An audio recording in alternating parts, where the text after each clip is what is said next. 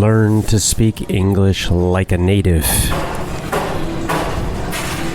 Join my VIP program. Don't miss the chance to speak fluently, powerfully, and persuasively. Join my VIP program at effortlessenglishclub.com. effortlessenglishclub.com. Same website. I've also got my very popular Power English course and my pronunciation course. Hey, I'm on Instagram. Yes, I did it. I'm finally on Instagram. Many people for a long time asking me to join Instagram, and I finally did it. So follow me on Instagram, Effortless English Club. Effortless English Club on Instagram. I do little short videos giving you some tips for English. Talk about our shows, our podcasts, and sometimes I just put photos. Effortless English Club on Instagram. I am talking to you today from the Antico Cafe in Osaka, Japan. This is right near Namba Station, which is the big area, kind of commercial area in the south of Osaka. Antico Cafe is very much a European-style cafe. In fact, very much reminds me of what the Spanish call, at least in North Spain, what they call a bar. So, in America, a bar is a place you get alcohol, right? They serve beer, they serve mixed drinks, mostly. Really, that's about all. Most bars in America do not even serve wine. They do have things called wine bars that specifically focus on wine, but in kind of your average bar, they don't focus on wine much. It's mostly beer and then hard alcohol, mixed drinks, that kind of thing. So that's what a bar is in America. However, in Spain, at least when I was doing the Camino, so that's north and west Spain, bars are what we call cafes in America. So they serve kind of light food. Some of them have pretty extensive menus. Some of them have just very light menus, just something that's on the counter, and they do have a bar, and the Spanish bars do often serve wine, maybe a little beer, but they also serve food, and they also serve coffee. Speaking of coffee, that's the coffee grinder, the espresso machine you can probably hear in the background. And they usually have the Spanish bars usually have a marble, as a stone counter, stone bar. And then behind the bar or counter, they have espresso machines, and sometimes they have cases that show their sandwiches and other foods. And that's what Antico's like here in Osaka. It's stone or marble counter, stone or marble floor. They have even actually this kind of stone marble tables, the tabletops. And then the rest of the decoration is wood, kind of a dark wood. And they serve a variety of sandwiches, which are kind of Spanish or Italian style, kind of a mixed European styles of sandwiches. I'm not sure if they serve alcohol here. I think it's mostly coffees and they do. They have wine. They have wine and beer. They do, yeah. Just looking at their menu. But more focus on coffee. So I like it. They're playing some kind of Spanish sounds like kind of salsa music, which is probably more South American, but anyway, it's nice and it's not too loud. I like it because there's just this nice gentle music in the background, and it's a good place to relax and to do a little work. I like it. It's called Antico Cafe.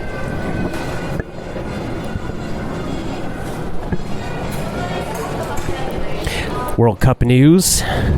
Japan tied in their second game. Japan and Senegal 2-2, a tie, so they get 1 point. So they won their first game and tied the second. So now they're in a sort of a tough position. It's not a bad position, but it's not good, I would say. They probably should win their next game. They need to win their next game if they want to go forward.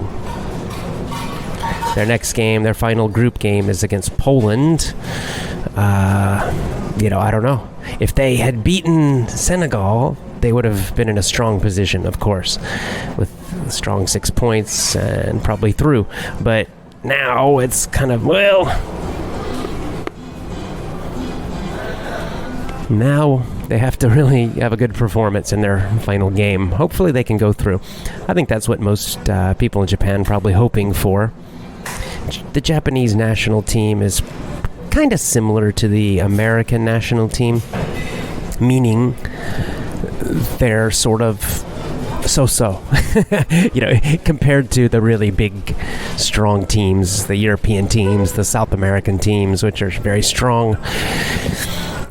America and Japan are kind of so-so, right? Nobody expects Japan to win the World Cup. Nobody expects the United States to win. This year, the United States didn't even get in. So, with the United States, for example, with America, I think most fans are happy if they get out of the group, and if they win their first elimination game, even better.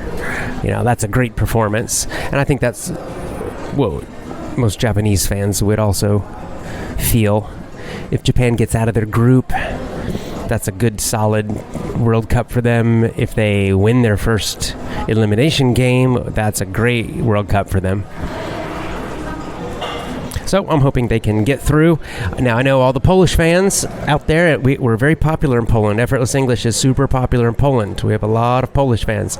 So I won't say anything too much about it because, I hope you guys play a good game too. So we'll just see. May the best team win. We say in English, may the best man win, or may the best team win.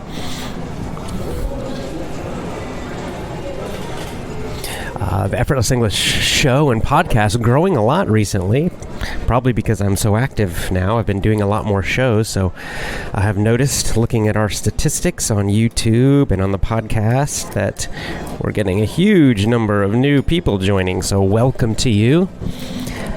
Of course, we have a very international audience from countries all over the world. We probably have fans from every country where people live. I've noticed, however, that we're growing especially fast in a few countries, getting a lot of new people, and already have a lot of people from a few countries. Brazil is a really big one. Lots of Brazilians seem to like Effortless English, joining our podcast, joining the show, getting the courses. So welcome, Brazilians. Welcome, Brazil. Also Russians, Ukrainians, and Poles from Poland, and many other countries as well. So just welcome to you all.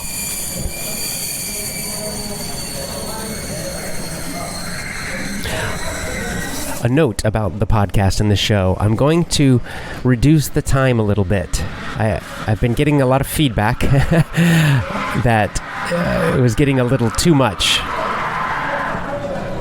So, I was doing an hour of coffee and chats, coffee and talks, sometimes even a little more, and then doing fairly long videos, and then doing live question and answers on Facebook, and started to get the feeling from many of you that it was getting too much. It was too hard to listen, because I know that a lot of you are also trying to do my courses. So you're doing the Power English course, or you're in the VIP program, and maybe also doing the pronunciation course at the same time. So you already have a lot of listening you need to do, and the courses are really the most important, because that's the true training, where you're really getting training to speak fluently, to speak powerfully, to speak confidently. So you've got to have time for that. That has to be your first priority, the most important thing. But then you also want to listen to the podcast and the show. So if I'm doing 3 hours a day of the show, it becomes too much. I understand. I hear you. And also, to sustain this so that I can keep doing this consistently, I'm going to just reduce this a little bit. Nothing too much, but basically on days where I do a video show also, like a main show, which I do on video and audio, I'll keep my walk and talk or coffee and talks shorter. Basically, what I'm going to try to do is keep the podcast, the show, the total amount of time under 1 hour, right? So a main show plus a casual chat like this one will add up to less than an hour. That's my goal. That's a good amount of time. I think that gives you enough time to listen while you're going to work or school, or it gives you enough time to do your course, do your lessons every day, and still enjoy the show. So it's not too much, it's not too little. So that's what I'm going to aim for now. Thanks for the feedback, by the way. This is one of the great things about social media, Twitter and Instagram and other places. I got to hear from you.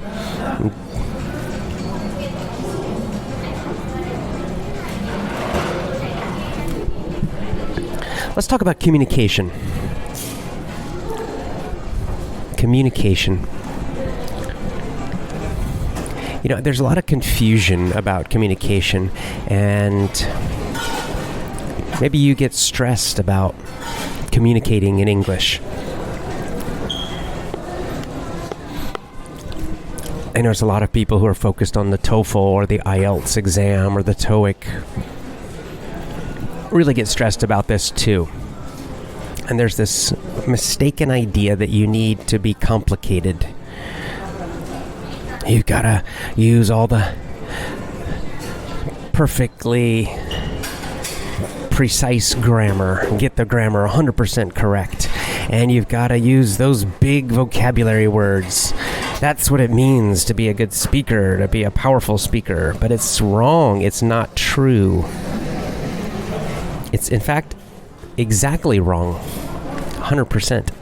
The opposite. Powerful communication, spoken communication especially, is usually simple, clear, and direct.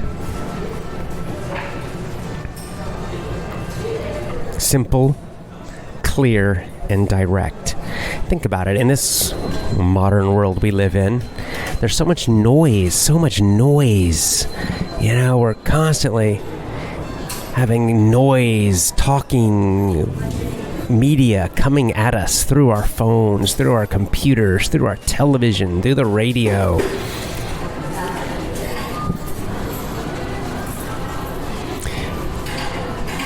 If you go to a university, many of the professors, they will talk and very, very complicated, long sentences. They choose the biggest possible vocabulary words, trying to sound intellectual. But that's terrible communication. That's why it's boring. Okay, that's why a lot of times the students are sitting in their chairs falling asleep. Powerful communication cuts through the noise, all this noise. You do that with simplicity. Simple, powerful communication is best. Simple, direct, powerful speaking is best. It's all you need. You don't need to get stressed out about remembering every single big vocabulary word. Not necessary. You don't need to get stressed out about the more complicated grammar. I will have been hungry for 4 hours at 5 o'clock. Or something like that, these kind of very more complicated grammar structures. You don't need to worry about that.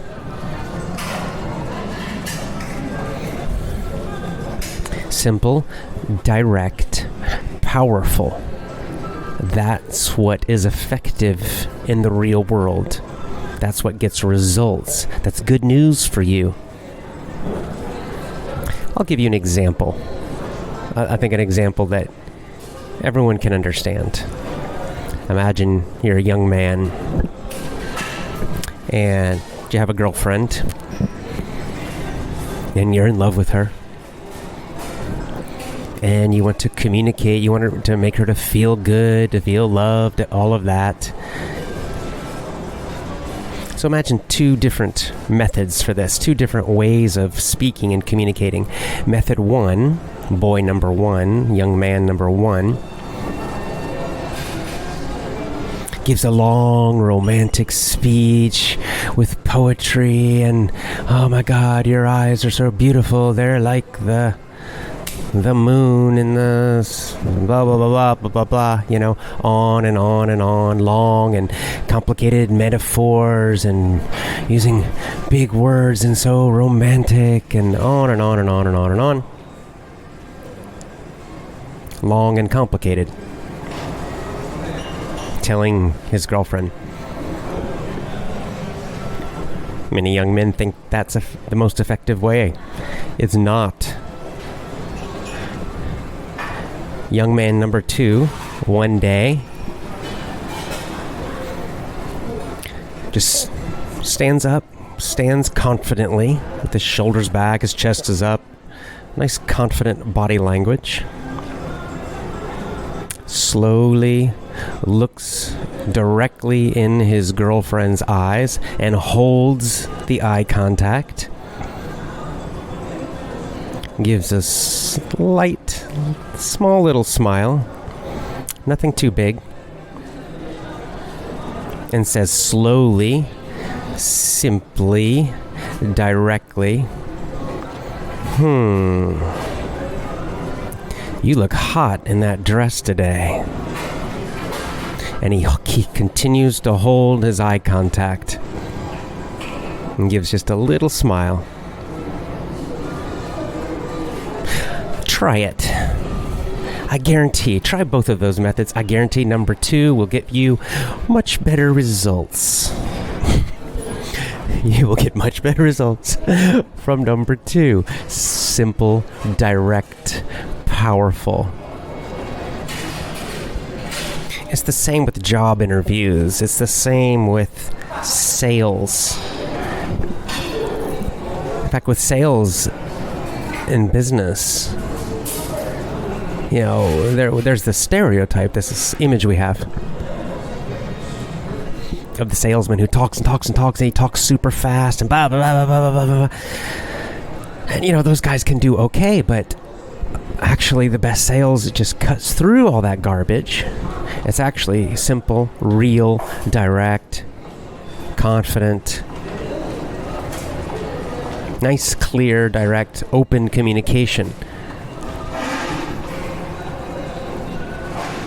You find many of the best marketers and salespeople are not using long, complicated sentences.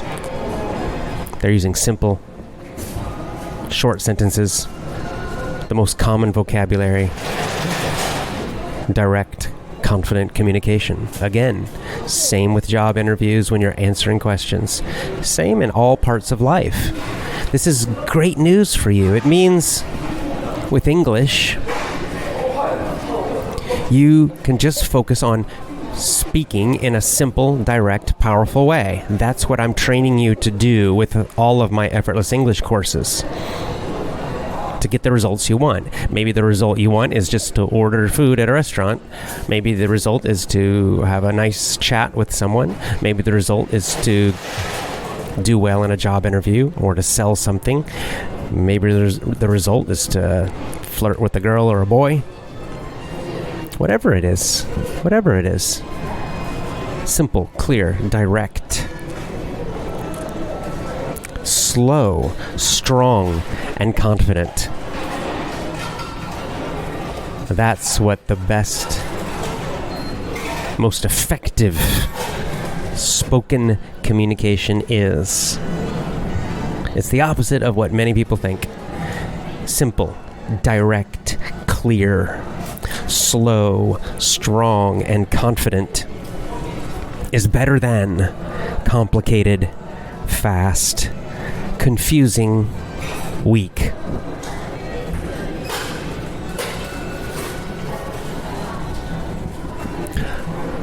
I'll talk more about this in this evening's main show. Watch the video on my blog at effortlessenglishclub.com. Effortlessenglishclub.com always has the video shows. Or, of course, you can continue listening on your favorite podcast app. I recommend TuneIn. I'll see you later today for that show. Join my VIP program or any of my courses at effortlessenglishclub.com. Effortlessenglishclub.com. Bye for now.